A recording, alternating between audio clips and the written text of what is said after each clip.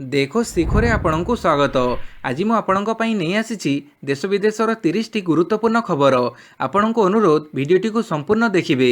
Number 1, ମୋ ସରକାର ଅଧୀନରେ ଆସିବ ଜନ ଅଭିଯୋଗ ଶୁଣାଣି, କହିଲେ ମୁଖ୍ୟମନ୍ତ୍ରୀ।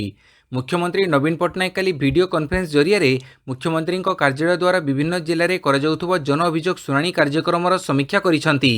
ମୁଖ୍ୟମନ୍ତ୍ରୀ କହିଲେ ଯେ ଜନ ଅଭିଯୋଗ ଶୁଣାଣି ମୋ ପାଇଁ ସବୁଠାରୁ ଅଧିକ ଗୁରୁତ୍ୱପୂର୍ଣ୍ଣ। ମୁଁ ଚାହେଁ ଯେ ସବୁ ବିଭାଗ ଓ ଜିଲ୍ଲା ପ୍ରଶାସନ ଲୋକଙ୍କ ଅଭିଯୋଗ ଅସୁବିଧାକୁ ସମ୍ବେଦନଶୀଳ ହୋଇ ଶୁଣିବା ସହିତ ଶୀଘ୍ର ସମାଧାନ କରିବା ଆବଶ୍ୟକ। ସେଥିପାଇଁ ଲୋକଙ୍କୁ ଭେଟି ସେମାନଙ୍କ ଅଭିଯୋଗ ଶୁଣିବା ପାଇଁ ମୁଁ ମୁଖ୍ୟମନ୍ତ୍ରୀଙ୍କ କାର୍ଯ୍ୟାଳୟରୁ ବିଭିନ୍ନ ଜିଲ୍ଲାକୁ ଯିବା ପାଇଁ ନିର୍ଦ୍ଦେଶ ଦେଇଛି। ମୁଖ୍ୟମନ୍ତ୍ରୀ କହିଥିଲେ ଯେ ଜନ ଅଭିଯୋଗ ଶୁଣାଣି ପ୍ରକ୍ରିୟାକୁ ମୋ ସରକାର ଅଧୀନରେ ଗ୍ରହଣ କରାଯାଇ ଲୋକଙ୍କ ସମସ୍ୟାର ସମାଧାନ କିପରି କରାଯାଉଛି ସେ ବିଷୟରେ ତଥ୍ୟ ସଂଗ୍ରହ କରାଯିବ। ଆସନ୍ତା ମାସଠାରୁ ମୁଖ୍ୟମନ୍ତ୍ରୀଙ୍କ କାର୍ଯ୍ୟାଳୟ ପକ୍ଷରୁ ଜନସାଧାରଣଙ୍କୁ ଫୋନ୍ କରାଯାଇ ସେମାନଙ୍କ ସମସ୍ୟାର କିପରି ସମାଧାନ କରାଯାଉଛି ସେ ସମ୍ପର୍କରେ ମତାମତ ନିଆଯିବ। ନମ୍ବର 2, ଏସ୍ସି ଓ ଏସ୍ଟି ଛାତ୍ରଛାତ୍ରୀଙ୍କୁ ଶିକ୍ଷା କ୍ଷେତ୍ରରେ ଆର୍ଥିକ ସହଯୋଗ କରିବେ ସରକାର, ମୁଖ୍ୟମନ୍ତ୍ରୀ କଲେ ଘୋଷଣା। ଓଡ଼ିଶା ସରକାର ଗରିବ ପରିବାରର ଅନୁସୂଚିତ ଜନଜାତି ଓ ଅନୁସୂଚିତ ଜାତି ଛାତ୍ରଛାତ୍ରୀଙ୍କୁ ଯେକୌଣସି ସରକାରୀ ଶିକ୍ଷାନୁଷ୍ଠାନରେ ସାଧାରଣ ଡିଗ୍ରୀ ପାଠ୍ୟକ୍ରମ ପଢ଼ିବା ପାଇଁ ଏକକାଳୀନ 50,000 ଟଙ୍କାର ଆର୍ଥିକ ସହାୟତା ପ୍ରଦାନ କରିବେ ବୋଲି ମୁଖ୍ୟମନ୍ତ୍ରୀ ନବୀନ ପଟ୍ଟନାୟକ ମଙ୍ଗଳବାର ଦିନ କହିଛନ୍ତି। ଆଦିବାସୀ ପରାମର୍ଶଦାତା ପରିଷଦ ବୈଠକରେ ଅଧ୍ୟକ୍ଷତା କରି ମୁଖ୍ୟମନ୍ତ୍ରୀ ଏହି ସୂଚନା ଦେଇଛନ୍ତି। ରାଜ୍ୟର ଯେକୌଣସି ସରକାରୀ ଶିକ୍ଷାନୁଷ୍ଠାନରେ ସାଧାରଣ ଡିଗ୍ରୀ ପାଠ୍ୟକ୍ରମ ପଢ଼ୁଥିବା ଅଭାବୀ ଏସ୍ସି ଏସ୍ଟି ଛାତ୍ରଛାତ୍ରୀଙ୍କୁ ଚଳିତ ବର୍ଷଠାରୁ 50,000 ଟଙ୍କା ଯାଏଁ ଏକକାଳୀନ ଆର୍ଥିକ ସହାୟତା ପ୍ରଦାନ କରାଯିବ ବୋଲି ନବୀନ ପଟ୍ଟନାୟକ କହିଛନ୍ତି। ନମ୍ବର 3, ମୋ କଲେଜ ଅଭିଯାନ ଜରିଆରେ 11ଟି ମହାବିଦ୍ୟାଳୟର ବଦଳିବ ରୂପରେଖ। ରାଜ୍ୟ ସରକାରଙ୍କ 5T କାର୍ଯ୍ୟକ୍ରମର ମୋ କଲେଜ ଅଭିଯାନ ଜରିଆରେ ଗଞ୍ଜାମ ଜିଲ୍ଲାର 11ଟି ମହାବିଦ୍ୟାଳୟର ରୂପରେଖ ବଦଳିବ। ମହାବିଦ୍ୟାଳୟଗୁଡ଼ିକୁ ବିଶ୍ୱସ୍ତରୀୟ ପରୀକ୍ଷାଗାର ଏବଂ ଉନ୍ନତ ଶ୍ରେଣୀଗୃହରେ ପରିଣତ କରାଯିବ, ଯାହା ଛାତ୍ରଛାତ୍ରୀଙ୍କୁ ଉଚ୍ଚଶିକ୍ଷା ଗ୍ରହଣ କରିବା ସମୟରେ ଏକ ସମ୍ପୂର୍ଣ୍ଣ ନୂତନ ଅନୁଭୂତି ପ୍ରଦାନ କରିବ ବୋଲି ରାଜ୍ୟ ସରକାର ଆଶା ରଖିଛନ୍ତି। ଜିଲ୍ଲାର 8ଟି ଯୁକ୍ତ 2 କଲେଜ ବା ଉଚ୍ଚ ମାଧ୍ୟମିକ ବିଦ୍ୟାଳୟ ଓ 3ଟି ଡିଗ୍ରୀ କଲେଜର ରୂପରେଖ ପରିବର୍ତ୍ତନ ପାଇଁ Rungta sons private limited CSR ପାଣ୍ଠିରୁ 4.5 କୋଟି ଟଙ୍କା ମଞ୍ଜୁର କରିଛି। ମୋ କଲେଜ ଅଭିଯାନ ଅଧୀନରେ ସରକାର 9 କୋଟି ଟଙ୍କାର ଅନୁଦାନ ପ୍ରଦାନ କରିଛନ୍ତି। ନମ୍ବର 4, ବ୍ୟାପୁଛି ଆଖିଧରା, ସ୍କୁଲ ପାଇଁ ଜାରି ହୋଇପାରେ ନିର୍ଦ୍ଦେଶାବଳୀ, କହିଲେ ଜନସ୍ୱାସ୍ଥ୍ୟ ନିର୍ଦ୍ଦେଶକ। ଆଖିଧରା ଲାଗି ସ୍କୁଲକୁ ଜାରି ହୋଇପାରେ ନିର୍ଦ୍ଦେଶାବଳୀ। ଏନେଇ ଜନସ୍ୱାସ୍ଥ୍ୟ ନିର୍ଦ୍ଦେଶକ ଡକ୍ଟର ନିରଞ୍ଜନ ମିଶ୍ର ସୂଚନା ଦେଇଛନ୍ତି। ଏବେ ରାଜ୍ୟରେ ସ୍କୁଲ ଯାଉଥିବା ଛାତ୍ରଛାତ୍ରୀଙ୍କଠାରେ ଅଧିକ ଆଖିଧରା ରୋଗ ଦେଖାଯାଉଥିବା ଖବର ଆସୁଛି। ତେବେ କେତେ ଛାତ୍ରଛାତ୍ରୀ ଆଖିଧରାରେ ସଂକ୍ରମିତ ହେଉଛନ୍ତି, ଶିକ୍ଷାଦାନ କେତେ ବ୍ୟାହତ ହେଉଛି ସେ ତଥ୍ୟ ଆସିନି। ସେ ତଥ୍ୟ ଆସିବା ପରେ ଆବଶ୍ୟକ ପଡ଼ିଲେ ସ୍କୁଲ ଲାଗି ସ୍ୱାସ୍ଥ୍ୟ ବିଭାଗ ନିର୍ଦ୍ଦେଶାବଳୀ ଜାରି କରିବ। ଏହାଛଡ଼ା ସେ ଅଭିଭାବକମାନଙ୍କୁ ଅନୁରୋଧ କରିଛନ୍ତି, ଆଖି ଧରିଥିଲେ ପିଲାଙ୍କୁ ସ୍କୁଲ ଛାଡ଼ନ୍ତୁ ନାହିଁ। ଘରେ ସପ୍ତାହେ ପିଲାଙ୍କ ଯତ୍ନ ନିଅନ୍ତୁ, ଡାକ୍ତରଙ୍କୁ ଦେଖାଇ ଚିକିତ୍ସା କରନ୍ତୁ ବୋଲି ସେ କହିଛନ୍ତି। ପାଣିପାଗ ସୂଚନା, 24 ଘଣ୍ଟା ମଧ୍ୟରେ ରାଜ୍ୟର 6 ଜିଲ୍ଲାରେ ପ୍ରବଳ ବର୍ଷା ସମ୍ଭାବନା। ରାଜ୍ୟରେ ଗତ 24 ଘଣ୍ଟାରେ ମୌସୁମୀ ପ୍ରବାହ ସ୍ୱାଭାବିକ ସ୍ଥିତିରେ ରହିବା ସହ ବିଭିନ୍ନ ସ୍ଥାନରେ ବର୍ଷା ଲାଗି ରହିଛି। 12 ଜୁଲାଇ ବୁଧବାର ଅପରାହ୍ନ ସୁଦ୍ଧା ଦକ୍ଷିଣ ଓଡ଼ିଶାରେ ପ୍ରବଳ ବର୍ଷାର ସମ୍ଭାବନା ରହିଛି ବୋଲି ଭାରତୀୟ ପାଣିପାଗ ବିଭାଗ ଭୁବନେଶ୍ୱର ସ୍ଥିତ ଆଞ୍ଚଳିକ କେନ୍ଦ୍ର ପକ୍ଷରୁ କୁହାଯାଇଛି। ଏ ପରିସ୍ଥିତିରେ ଆସନ୍ତା 24 ଘଣ୍ଟା ମଧ୍ୟରେ ରାଜ୍ୟର ପୁରୀ, ଗଞ୍ଜାମ, ଗଜପତି, ରାୟଗଡ଼ା, କୋରାପୁଟ ଓ ମାଲକାନଗିରି ପ୍ରଭୃତି 6ଟି ଜିଲ୍ଲାରେ ଏହି ସମୟ ଅବଧି ମଧ୍ୟରେ ପ୍ରବଳ ବର୍ଷାର ସମ୍ଭାବନା ରହିଛି। ଏପରିକି ସ୍ଥଳ ବିଶେଷରେ ବର୍ଷାର ପରିମାଣ 7ରୁ 11 ମିଲିମିଟର ପର୍ଯ୍ୟନ୍ତ ମଧ୍ୟ ହୋଇପାରେ। ଏହାକୁ ଦୃଷ୍ଟିରେ ରଖି ଏହି ସମସ୍ତ ଜିଲ୍ଲାକୁ ୟେଲୋ ୱାର୍ଣ୍ଣିଂ ଜାରି କରିଛି ପାଣିପାଗ ବିଭାଗ। ନମ୍ବର 6, କ୍ୟାନ୍ସର ଓ ଇମ୍ପୋର୍ଟେଡ୍ ଔଷଧ ଏବେ ଟିକସ ମୁକ୍ତ। ଜିଏସ୍ଟି କାଉନସିଲର 50ତମ ବୈଠକ ମଙ୍ଗଳବାର ଶେଷ ହୋଇଛି। ବୈଠକରେ ଅନଲାଇନ୍ ଗେମିଂ ଉପରେ 28% ଜିଏସ୍ଟି ଲାଗୁ କରିବା ପାଇଁ ନିଷ୍ପତ୍ତି ନିଆଯାଇଛି। ଅର୍ଥମନ୍ତ୍ରୀ ନିର୍ମଳା ସୀତାରମଣଙ୍କ ଅଧ୍ୟକ୍ଷତାରେ ଆୟୋଜିତ ଏହି ବୈଠକରେ ଅନ୍ୟ ବଡ଼ ନିଷ୍ପତ୍ତି ମଧ୍ୟରେ ଜିଏସ୍ଟି ଟ୍ରିବ୍ୟୁନାଲ ଗଠନକୁ ପରିଷଦ ମଞ୍ଜୁରି ଦେଇଛି। ଜିଏସ୍ଟି ଟ୍ରିବ୍ୟୁନାଲ ଗଠନ ହେବା ପରେ ଟିକସଦାତାଙ୍କୁ ବଡ଼ ଆଶ୍ୱସ୍ତି ମିଳିବ। ଟ୍ରିବ୍ୟୁନାଲ ଗଠନ ହେବା ପରେ ଜିଏସ୍ଟି ସହ ଜଡ଼ିତ ବିବାଦର ସରଳ ସମାଧାନ ହୋଇପାରିବ। ଏହାଛଡ଼ା ବର୍ତ୍ତମାନ କ୍ୟାନ୍ସର ଓ ଇମ୍ପୋର୍ଟେଡ୍ ଔଷଧ ଉପରେ ଆଇଜିଏସ୍ଟି ଲାଗୁ ହେବ ନାହିଁ।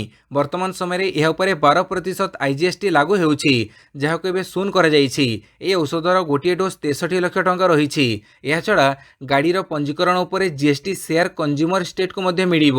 ଏହା ବ୍ୟତୀତ ସିନେମା ହଲ୍ର ରେଷ୍ଟୁରାଣ୍ଟରେ ଖାଦ୍ୟ ଏବଂ ପାନୀୟ ଉପରେ 5% ଜିଏସ୍ଟି ଦେବାକୁ ପଡ଼ିବ, ଯାହା ପୂର୍ବରୁ 18% ଥିଲା। ନମ୍ବର 7, ବଦଳିଲା ହାଇସ୍କୁଲ ୟୁନିଫର୍ମ, ଡ୍ରେସ୍ରେ ରହିବ ଆମେ ଗଢ଼ିବୁ ନୂଆ ଓଡ଼ିଶା ଲୋଗୋ। ବଦଳିଲା ନବମ ଦଶମ ଶ୍ରେଣୀ ଛାତ୍ରଛାତ୍ରୀଙ୍କ ସ୍କୁଲ ୟୁନିଫର୍ମ।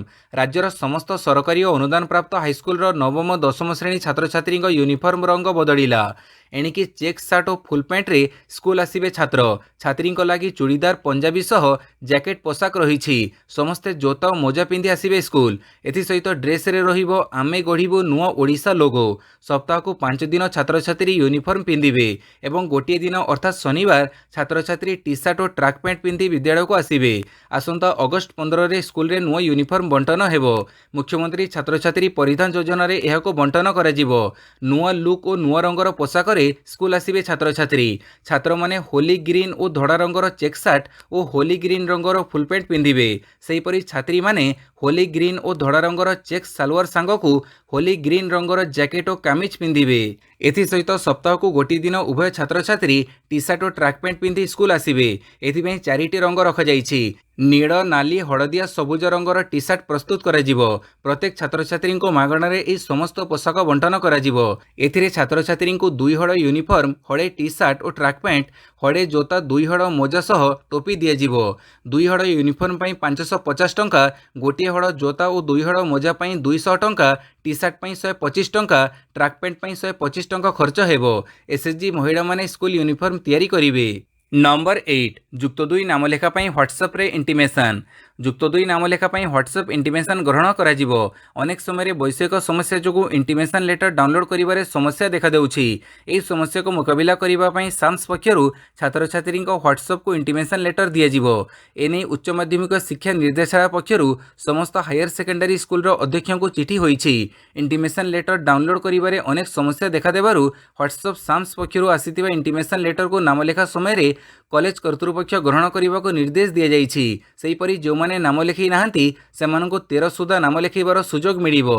नंबर 9 जुक्त 2 श्रेणी थिबा हाईस्कूल रे 902 टी नुआ पदवी को मंजूरी चलित शिक्षा वर्ष में राज्यर जो 106 हाईस्कूल रे जुक्त 2 पाठ्यक्रम सुविधा उपलब्ध होईछि सेगुड़िक पई राज्य सरकार मोट 902 टी नुआ पदवी सृष्टि को मंजूरी देइछंती एथिरे 642 टी शिक्षक और 260 टी अणशिक्षक पद रहिथिबा बेले खूब शीघ्र एथिपई नियुक्ति प्रक्रिया आरंभ हेबो बोली जणा पड़िछि राज्य स्कूल और गणशिक्षा विभाग पक्षरु जारी सूचना अनुसार जुक्त 2 पाठ्यक्रम खोलिबाको अनुमति मिलिथिबा स्कूल गुड़िकरे शिक्षक और अणशिक्षक समस्या दूर करने राज्य सरकार एही 902 टी नुआ पदवी सृष्टि करिसंती एथिरे 642 टी पोस्ट ग्रेजुएट टीचर अर्थात पीजीटी पदवी समेत 24 laboratory assistant 24 library attendant 106 assistant librarian 106 junior clerk पदवी रही। नंबर 10 जुक्त 2 पिलांक पई लागू हेबो डिजिटल अटेंडेंस व्यवस्था विद्यालय गणशिक्षा विभाग अधीन में परिचालित समस्त स्कूल और कॉलेज शिक्षा व्यवस्था रे संस्कार आनिबा लागि प्रक्रिया जारी रही 2019 शिक्षा वर्षर प्रथम रु 10म श्रेणी पर्यंत छात्र छात्री लागि विभाग पक्षरु सरकारी स्कूल गुड़िकरे डिजिटल अटेंडेंस भड़ी एक अभिनव प्रयास आरंभ होइथिबा बेले चलित शिक्षा वर्षरु यह जुक्त 2 पई लागू कराजिबो या द्वारा उभय प्रथम द्वितीय वर्षर छात्र छात्री उपस्थान रिपोर्ट विभाग पाखरे रहिबो या व्यतीत छात्र छात्री माने दैनिक केतोटी क्लास रे उपस्थित रहउछंती ताहार रिपोर्ट मध्ये अभिभावकों को जणाई दियाजिबो प्रत्येक क्लास शेष होगा पर दैनिक विभाग पोर्टाल रे उपस्थान रिपोर्ट अपलोड कराजिबो जोंथिरे संपृक्त कॉलेज अध्यक्षों दस्तखत रहिबो या परे अपराह्न 4टा सुधा अभिभावकों मोबाइल रे पिलांको उपस्थान रिपोर्ट पठाजिबो। नंबर 11 ईडी मुख्यंक कार्यकाल तृतीय थर पई बढ़िबा बेआईन कहिले सुप्रीम कोर्ट प्रवर्तन निर्देशालय ईडी रो मुख्य भाव संजय कुमार मिश्रा कार्यकाल तृतीय थर पई वृद्धि करिबा बेआईन बोली काली सुप्रीम कोर्ट कहिसंती तथापि एही मामलारे केंद्र को सामान्य आश्वस्ति देइछंती सुप्रीम कोर्ट संजय कुमार मिश्रा जुलाई 31 पर्यंत कार्य जारी रखि परिबे बोली सुप्रीम कोर्ट कहिसंती आगो को फाइनेंशियल एक्शन टास्क फोर्स अर्थात एफएटीएफ द्वारा समीक्षा बैठक थिबारु से जुलाई 31 पर्यंत कार्य करिबे बोली कोर्ट कहिसंती तेबे तापरे केंद्र सरकार निश्चित भावे जणे नुआ मुख्य नियुक्त करिबे बोली कोर्ट निर्देश देइछंती। नंबर 12 बालेश्वर ट्रेन ट्राजेडी 3 अभियुक्तों को आउ 4 दिन रिमांड रे नेला सीबीआई बालेश्वर जिला बहानगर ट्रेन ट्राजेडी मामला रे पुणी 4 दिन रिमांड रे जिबे 3 अभियुक्त सेमानको रिमांड रे नै अधिक पचराउचरा करिबो सीबीआई आज 4 दिन रिमांड रे नेबाको अनुमति दैछंती स्पेशल कोर्ट काली अभियुक्त माननको 5 दिनिया रिमांड सरीथिला परे अभियुक्त सीनियर सेक्शन इंजीनियर और टेक्नीशियन को कोर्ट रे हाजर करिबा पूर्वरु प्रथमे चंदका थाना अंतर्गत मेंढासाड़ मेडिकल को निया जाइथिला सेठारे मेडिकल टेस्ट परे सेमाननको चंदका थाना को अणा जाइथिला परे समस्त 3 अभियुक्तों को कोर्ट रे हाजर करा जाइथिला। नंबर 13 शीर्ष राजनीतिक विरोधी दल मानक बैठक डाकिले कांग्रेस अध्यक्ष शीर्ष राजनैतिक विरोधी दल मानक बैठक डाकिले कांग्रेस अध्यक्ष तथा राज्यसभा विरोधी दल नेता मल्लिकार्जुन खड़गे। आसंता 17-18 रे बेंगलुरु ठारे समस्त एकाठी हेबाकु से आह्वान देइछंती। एथिसह बिहार मुख्यमंत्री नीतीश कुमार आह्वान क्रमे गत जून 23 तारिख रे होइतिबा विरोधी दल बैठक संपर्क रे मध्य से समस्त मने पकई देइछंती। आसंता जुलाई 17 अपराह्न 6 रे बेंगलुरु ठारे बैठक और रात्रि भोजन रे सामिल हेबा सहित परदिन पूर्वाह्न 11 टारू हेउथुबा बैठक रे मध्य जोग देबाकू खड़गे आह्वान देइछंती। नंबर 14 धारा 370 उच्छेद मामला अगस्त 2 रु सुनानी आरंभ। जम्मू कश्मीर धारा 370 उच्छेद निमंते दीर्घ दिन है दाबी होई आसुथिबा बेले खूब शीघ्र सुप्रीमकोर्ट रे एहार सुनानी आरंभ हेबो। आसंता अगस्त 2 रु एही बहु प्रतीक्षित मामलार सुनानी करिबा सुप्रीमकोर्ट 5 जणिया खंडपीठ। प्रधान विचारपति डीवाई चंद्रचूड़ अध्यक्षतार गठित 5 जणिया सांविधानिक खंडपीठ यह मामलार शुणाणी करेंगे। अन्य विचारपति मध्य justice Sanjay Kishan Kaul, justice Sanjiv Khanna, justice B R Gavai और जस्टिस सूर्यकांत थिबा जणा जाइछि। सप्ताहर केवल सोमवार और शुक्रवार को छाड़ी अन्य दिन मानक नियमित भाव यह मामलार शुणाणी चलिबो बोली सुप्रीमकोर्ट पक्षरु कुहाଯାଇଛି। धारा 370 को चैलेंज करी समुदाय 23 पिटिशन दाखल होईछि। सेथिमध्यरु 2 जण इतिमध्यरे निज पिटिशन को उठेई नैछंती। नंबर 15 N2 ओ N3 मोटरयान केबिन रे एसी लगेबा बाध्यतामूलक। आगामी 2025 जनवरी पहला पर निर्माण हेबाकु थिबा N2 एवं N3 वर्गर मोटरयान केबिन रे एयर कंडीशन सिस्टम संजोग करबा बाध्यतामूलक हेबो। ए संक्रांत रे 10 जुलाई 2023 रे सड़क परिवहन और राजपथ मंत्रालय पक्षरु चिठा विज्ञप्ति जारी करे जाइछि। विभिन्न मोटरयान रे एयर कंडीशनर व्यवस्था लागू करबाकु थिबा केबिन रो प्रदर्शन परीक्षण को IES 14618/2022 अनुଯାयी करा जिवो, जहाकि विभिन्न समय संशोधन करा जाइछि। विज्ञप्ति प्रकाश पाइबा तारीख ठारू 30 दिन मध्य एही क्षेत्र सह जड़ित व्यक्तिविशेषों ठारू मतामत बा परामर्श लोड़ा जाइछि। नंबर 16 आनंद बजार रे लागुनी अबढ़ा दर तालिका। महाप्रसाद दर को नहीं बढ़ुछि मनमानी।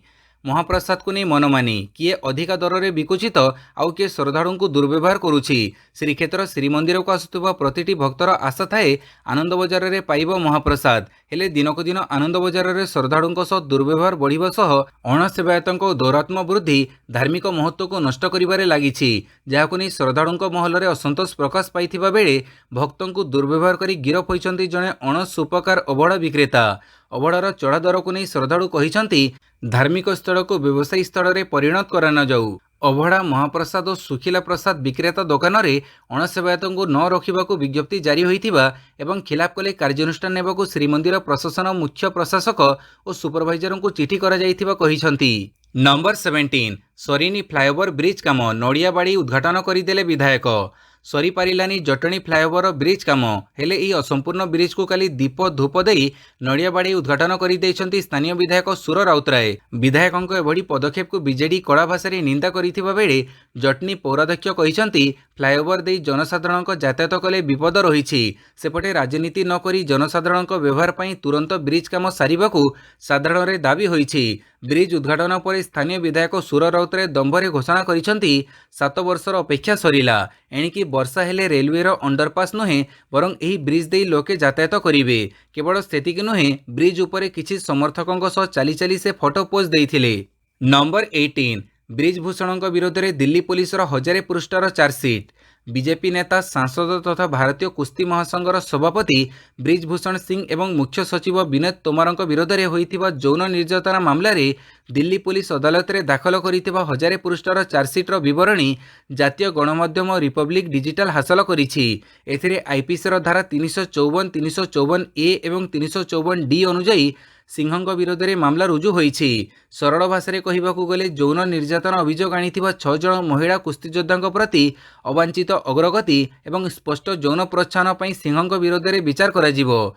अन्य पक्षरे सचिव तोमर विरोध में आईपीसी धारा 109, 354, 354 ए और 506 अनुଯାयी मामला रुजु हेबो। नंबर 19 नेपाल रे क्राश होईगला हेलिकॉप्टर थिले 6 यात्री को नहीं जाउथबो एक हेलिकॉप्टर नेपाल माउंट एवरेस्ट निकट लामजुरा रे क्राश करि जाइथिबा जणा जाइछि। सकाळ प्राय 10:15 मिनिट रे हेलिकॉप्टर सह जोगाजोग विच्छिन्न हो जाइथिला और ताहा निखोज हो जाइथिला। हेलिकॉप्टरटी 6 यात्री को धरी काली सकाळे सोलुखुंबुरु काठमांडू अभिमुखे यात्रा करुथिला। उक्त 6 जनक मध्य 5 जण विदेशी नागरिक बोली जणा पड़िछि। प्राय 10टा समय कंट्रोल टावर सह हेलिकॉप्टर जोगाजोग विच्छिन्न होइथिला। हेलिकॉप्टर भग्नावशेष लामजुरा निकटस्थ गाँव में पड़िथिबा देखिबाकू मिलिछि। नंबर 20 भारत में आईफोन उत्पादन करिपारे टाटा।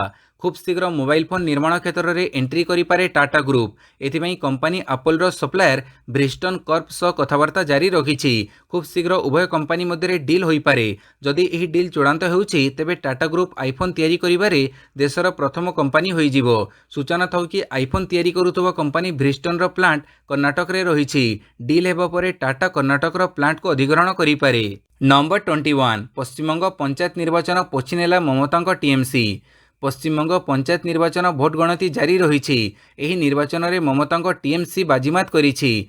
63,229 सीट पर होइथिबा निर्वाचन में टीएमसी 28,985 सीट जीतिथिबा बेले 1,540 रे अग्रणी रही। ता पछक रही बीजेपी। बीजेपी 7,764 सीट जीतिथिबा बेले 417 रे अग्रणी रही। वाम दल को 2468 एवं कांग्रेस को 2022 मिली। पश्चिमबंग में मोदी लहर काम करुनथिबा जणा पड़िछि। लोकसभा निर्वाचन पूर्व एही टीएमसी रो विजय बीजेपी पई चिंतार विषय पलटिछि। नंबर 22 महानदी जल विवाद मामला अधिक 4 सप्ताह समय मागिला ओडिशा। महानदी जल बंटन को नहीं ओडिशा और छत्तीसगढ़ मध्य चलिथिबा मामलार शुणाणी करुथुबा महानदी जल विवाद ट्रिब्यूनाल रे कमन फॉर्मेट तथ्य दाखल पर ओडिशा सरकार अधिक समय मागिछंती। निकटरे ट्रिब्यूनाल 2टी पर्यायर उभय राज्य गस्त करी स्थिति अनुध्यान करथिले।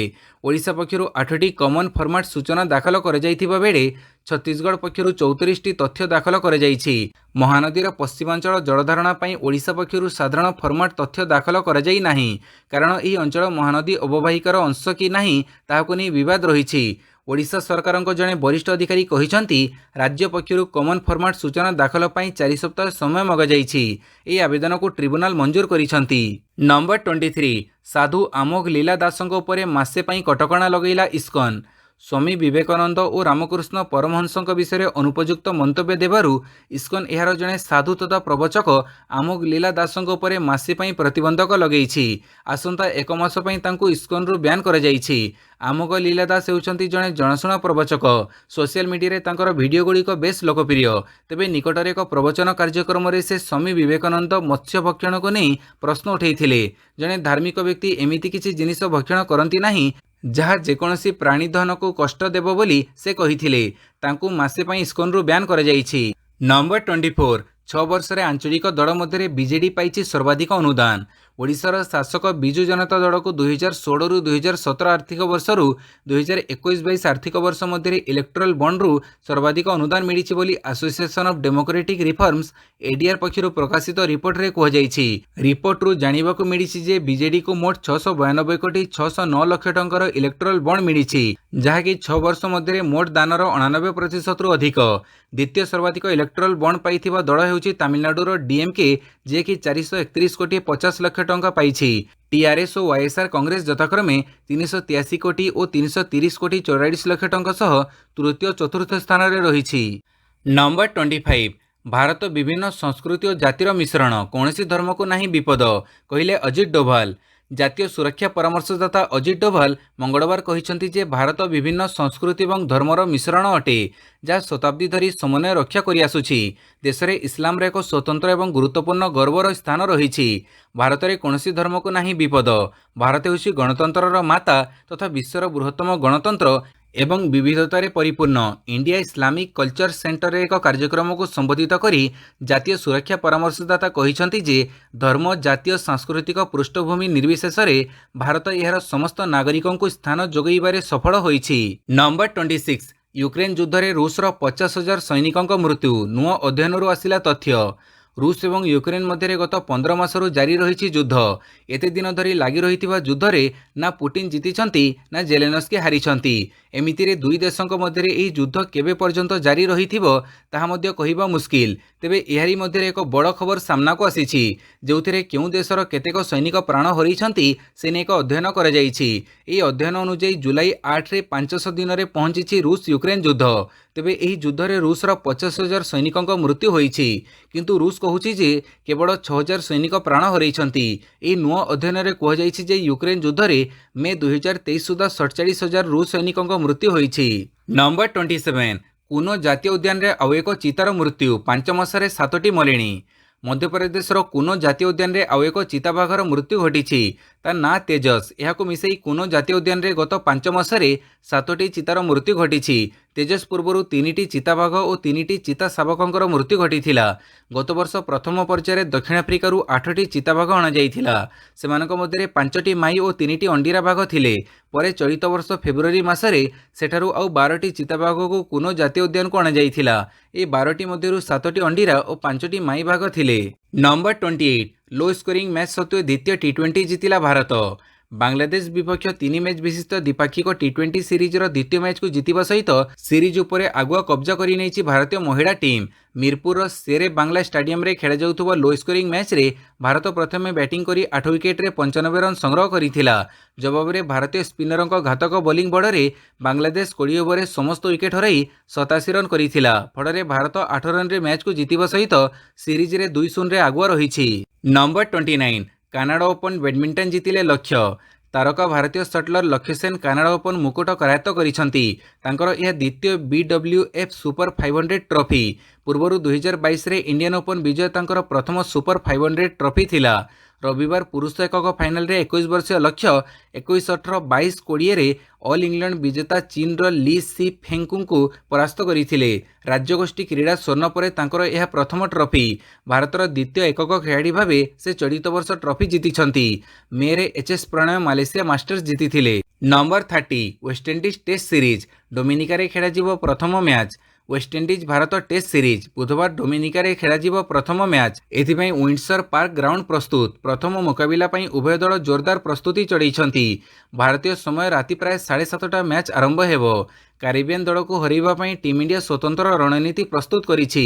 ଏହି ସିରିଜ ସହ ଉଭୟ ଭାରତ ଓ ୱେଷ୍ଟଇଣ୍ଡିଜ 2023-25 ଟେଷ୍ଟ ଚାମ୍ପିୟନସିପ୍ ସିଜନ୍ ଆରମ୍ଭ କରିବେ। ଭାରତ ଗତ 2ଟି ଯାକ ସଂସ୍କରଣରେ ଫାଇନାଲ ପର୍ଯ୍ୟନ୍ତ ପହଞ୍ଚିଥିଲେ ହେଁ ଟାଇଟଲ ଜିତିବାରେ ବିଫଳ ହୋଇଛି। ଭିଡିଓଟିକୁ ସମ୍ପୂର୍ଣ୍ଣ ଦେଖିଥିବାରୁ ବହୁତ ବହୁତ ଧନ୍ୟବାଦ।